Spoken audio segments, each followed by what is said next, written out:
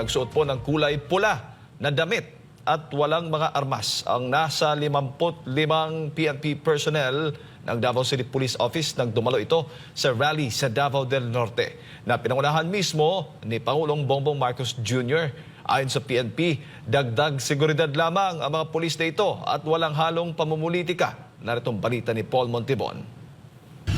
Kumakalat ngayon sa social media ang internal memorandum mula sa Police Regional Office 11 na humihingi ito ng karagdagang 55 PNP personnel para suportahan ang rally ng Alyansang Bagong Pilipinas kung saan nagsilbing panauhin si Pangulong Marcos Jr. sa Davao del Norte nitong Sabado, February 15, 2025. Ang nasabing memorandum ay naka-address sa Davao City Police Office para dagdag puwersa ng Presidential Security Command upang tiyakin ang kaligtasan umano ni Pangulong Marcos Jr. mula sa nasabing aktibidad.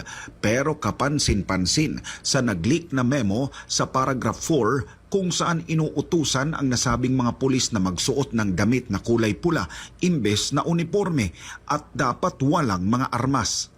Paliwanag ni Davao City Police Office Acting Director Colonel Hansel Marantan, walang ibang pakaian niya ang request kundi ang masiguro lamang naligtas ang Pangulo kasama na ang publiko.